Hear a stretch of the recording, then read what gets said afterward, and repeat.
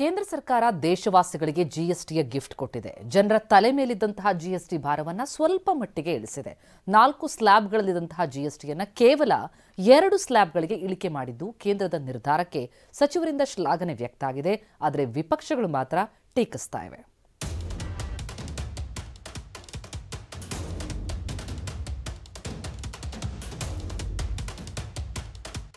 इस दिवाली में आपकी डबल दिवाली का काम मैं करने वाला। इस दिवाली में आपको एक बहुत बड़ा तोहफा देशवासियों को मिलने वाला है। हम नेक्स्ट जनरेशन जीएसटी रिफॉर्म्स लेकर के आ रहे हैं। ಪ್ರಧಾನಿ ಮೋದಿ ದೇಶದ ಜನರಿಗೆ ದೀಪಾವಳಿ ಗಿಫ್ಟ್ ಕೊಡ್ತೀನಿ ಎಂದಿದ್ರು.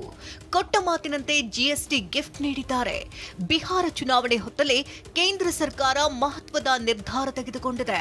ಸಚಿವರು, ಎನ್ಡಿಎ ಮಿತ್ರ ಪಕ್ಷಗಳು ಸರ್ಕಾರದ ನಿರ್ಧಾರಕ್ಕೆ ಉಘೆ ಉಘೆ ಅಂತಿದ್ರೆ, ವಿಪಕ್ಷಗಳು ಮಾತ್ರ ಟೀಕಾಸ್ತ್ರಗಳನ್ನೇ ಪ್ರಯೋಗಿಸುತ್ತಿವೆ.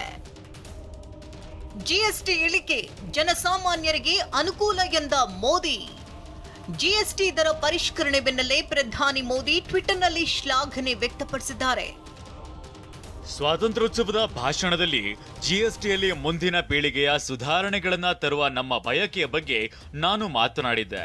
ಕೇಂದ್ರ ಮತ್ತು ರಾಜ್ಯಗಳನ್ನು ಒಳಗೊಂಡ ಜಿಎಸ್ಟಿ ಕೌನ್ಸಿಲ್ ಸರ್ಕಾರ ಸಲ್ಲಿಸಿದ ಜಿಎಸ್ಟಿ ಕಡಿತ ಮತ್ತು ಸುಧಾರಣೆಗಳ ಪ್ರಸ್ತಾವನೆಗಳನ್ನು ಸರ್ವಾನುಮತದಿಂದ ಅನುಮೋದಿಸಿದೆ ಅಂತ ತಿಳಿಸಲು ನನಗೆ ಸಂತೋಷವಾಗಿದೆ.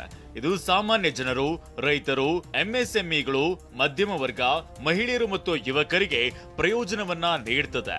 ಈ ಸಮಗ್ರ ಸುಧಾರಣೆಗಳು ನಮ್ಮ ನಾಗರಿಕರ ಜೀವನವನ್ನ ಸುಧಾರಿಸುತ್ತದೆ ಮತ್ತು ಎಲ್ಲರಿಗೂ, ವಿಶೇಷವಾಗಿ ಸಣ್ಣ ವ್ಯಾಪಾರಿಗಳು ಮತ್ತು ಕೈಗಾರಿಕೋದ್ಯಮಿಗಳಿಗೆ ವ್ಯಾಪಾರ ಮಾಡುವ ಸುಲಭತೆಯನ್ನ ಖಚಿತಪಡಿಸುತ್ತದೆ ಎಂದು ಟ್ವೀಟ್ ಮಾಡಿದ್ದಾರೆ. ಜಿಎಸ್ಟಿ ಸುಧಾರಣೆ ಐತಿಹಾಸಿಕ ನಿರ್ಧಾರವೆಂದ ಅಮಿತ್ ಶಾ, ರಾಜನಾಥ್ ಸಿಂಗ್.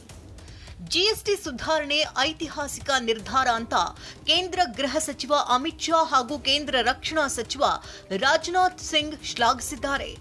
ಅಮಿತ್ ಶಾ ಟ್ವೀಟ್ ಮಾಡಿದ್ದು, ಜಿಎಸ್ಟಿ ಸುಧಾರಣೆಗಳು ಬಡವರು, ಮಧ್ಯಮ ವರ್ಗ, ರೈತರು, ಎಂಎಸ್ಎಂಇಗಳು, ಮಹಿಳೆಯರು ಮತ್ತು ಯುವಕರ ಸಮಸ್ಯೆಗೆ ದೊಡ್ಡ ಪರಿಹಾರ ಎಂದು ಗುಣಗಾನ ಮಾಡಿದ್ದಾರೆ.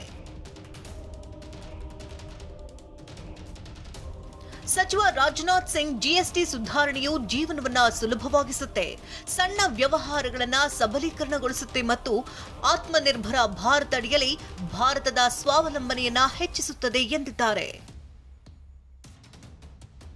ವಿದೇಶಾಂಗ ಸಚಿವ ಜೈಶಂಕರ್, ಭಾರತದಲ್ಲಿ ನಡೀತಾ ಇರುವ ಪರಿವರ್ತನೆಯು ಮುಂದಿನ ದಿನದ ಪೀಳಿಗೆಯ ಮೇಲೆ ಪರಿಣಾಮ ಬೀರಲಿದೆ ಎಂದರೆ, ಆತ್ಮನಿರ್ಭರ್ ಭಾರತ್ ಶಕ್ತಿಯುತವಾಗಲು ಜಿಎಸ್ಟಿ ಸುಧಾರಣೆಯಾಗಿದೆ ಅಂತ ಕೇಂದ್ರ ಸಚಿವ ಅಶ್ವಿನಿ ವೈಷ್ಣವ್ ಬಣ್ಣಿಸಿದ್ದಾರೆ.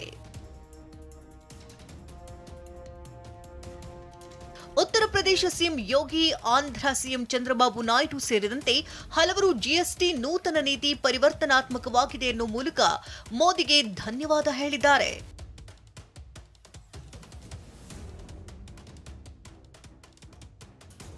ಜಿಎಸ್ಟಿ ಸುಧಾರಣೆಯಿಂದ 70,000 ಕೋಟಿ ನಷ್ಟ. ಕೇಂದ್ರ ಸರ್ಕಾರದ ವಿರುದ್ಧ ಸಚಿವ ಕೃಷ್ಣ ಭೈರೇಗೌಡ ಕೆಂಡ. ಜಿಎಸ್ಟಿ ತೆರಿಗೆ ವ್ಯವಸ್ಥೆ ಜಾರಿಯಾದ ನಂತರ ರಾಜ್ಯದ ಆದಾಯದಲ್ಲಿ ವಾರ್ಷಿಕ ಸರಾಸರಿ 70,000 ಕೋಟಿ ಖೋತ ಆಗ್ತಿದೆ. ಇದೀಗ ಕೇಂದ್ರ ಸರ್ಕಾರದ ದರ ಸರಳೀಕರಣ ಪ್ರಸ್ತಾವನೆಯಿಂದ ಹೆಚ್ಚುವರಿ 15,000 ಕೋಟಿ ಖೋತ ಆಗಲಿದೆ ಎಂದು ಕಂದಾಯ ಸಚಿವ ಕೃಷ್ಣ ಭೈರೇಗೌಡ ಆತಂಕ ವ್ಯಕ್ತಪಡಿಸಿದ್ದಾರೆ. ಕೇಂದ್ರದ ತೀರ್ಮಾನಗಳಿಂದ 2016, 17 ಮತ್ತು 24, 25 ನಡುವೆ